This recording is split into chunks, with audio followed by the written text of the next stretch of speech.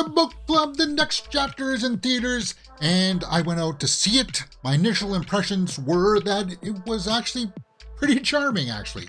A fairly fun movie to go out and see it with a bunch of people, because my theater, they were funny. This cast was fairly funny. I never saw the first one, and I had no problems following along with what was happening in this movie. Actually, to tell you the truth, it kind of inspired me to want to go back and watch the first one, because I do like the chemistry with these four women. They've got really good chemistry. So what's this movie about? The synopsis reads, it follows the new journey of four best friends as they take their book club to Italy for the fun girls trip they've never had. Well, it doesn't say it there, but one of them is also engaged to be married. So it's kind of like a bachelorette party as well, sort of. So, as I said, the chemistry is really good between Diane Keaton, Jane Fonda, Candice Bergen, and Mary Steenburgen. Let's play a quick game. Out of those four, who do you think is the oldest? Do you think it's Candice Bergen? Maybe Diane Keaton? It's Jane Fonda. Jane Fonda is the oldest. She's like 85. And Mary Steenburgen is the youngest. She's only 70. So there's a big age gap there. But they have lots of fun poking at the ageism. And it's not the age jokes that make you go, oh, please, don't joke around about being old again. But they do it in such a way that's kind of like, that's kind of fun. And surprisingly, somebody shows up in this that I never thought I would ever see again, but Captain Panaka from Star Wars Episode 1 appears in this as somebody who tries to romance one of them. Scott Andy Garcia, Don Johnson, and Craig T. Nelson also in this. Giancarlo Giannini is the police chief in this. Of course, it's in Italy, so you gotta hire him. He was in Casino Royale. He was the police chief in that. And he was also Patsy in Hannibal. Hugh Quarshie, yeah. I had to look it up in the middle of the movie because I was like, I recognize that dude. That's Captain Panaka from Episode 1. Yeah, there he is right there. And he tries to romance one of them. So, yeah, even he was having fun. They just have fun. And I kind of classified this movie as, you know, charming, fun little romp that's harmless. And of course, the book club, it's not going to be something where you come out of this and it's going to be like a life-changing experience where it's going to be like, yeah, you got to check this out.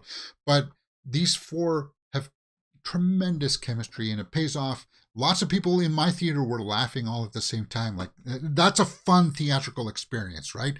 When you're in the auditorium and everybody around you is laughing at the same jokes and stuff, that's when you know it lands. And the book club, the next chapter, lands.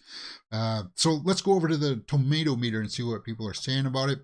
46% by critics, 86 by the audience, and I got to side more with the audience. Now, I'm not going to say that it's an 8.6, but there's a little bit of a disparity there, right? It's going to be kind of like what I'm hoping that we're going to see for Fast and the Furious that opens up this week, where it's going to be like a lower critic score, but the people that come out of this are going to be kind of like, yeah, this was fun. I don't care what the critics say, and you shouldn't either, because as I said, I never even saw the first one. This one, it seemed to be a self-contained story enough that you had no problem following along with what was going on. And you know right up off the bat that these four, they work well together. So let's take a look at some of the snapshot reviews and see what people say before I weigh in with my final verdict.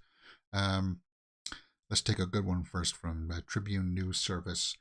And maybe, what the heck is that word? Treacly and unrealistic. But book club, the next chapter, has heart and soul, and it's as sweet and quaffable as an Aperol spritz on a hot day. What the heck? Why are you using words that I don't even know what the heck? Treacly? Treacly. Sorry, guys. We take a small digression here to figure out what treacly means. Resembling treacle. Oh, thanks. Thank you for the definition. Excessively sentimental. Okay, thank you. Yeah, I hate when you go to like the definitions and they it's just stupid like that. But okay, let's take a look at a bad one here from the Observer. If anything, the writing in this chocolate box travel log of a sequel is even lazier than the first film, which much crackling innuendo and sparkly narcissism. No, I thought it was charming. I thought the banter in between them was okay, and it was fun. A hokey sequel, a page not to turn. Nah. And what I mean by harmless here too is that you shouldn't be going in it with like that scrutiny of, okay, does it follow a certain structure? Do they set up plot lines that don't pay off? Do they, you shouldn't be going into it like that. Just enjoy it for what it is, kind of thing. And if you can do that, then you're going to find lots of enjoyment with the book club, the next chapter. And I hope people go out and see it, because it's going to be surrounded by Fast and Furious and Guardians of the Galaxy, but that's not the same crowds. And I hope people go out to see it, because I enjoyed it. It's not quite an 8.6 out of 10 for me, but I would give it a solid 7 out of 10 for the book club, the next chapter. What did you guys go and see it this weekend? Not many people did, because it came in like the 4th spot, right? But it's going to have some staying power, and I hope people hang in there, and I hope good word of mouth, like from me and other reviewers and other people that go and see it, would be kind of like, yeah, I had fun with it. 7 out of 10 for the book club, the next chapter. If you guys see it, let me know what your thoughts are in the comments below, and we will talk about it. You're watching Mirror Domains.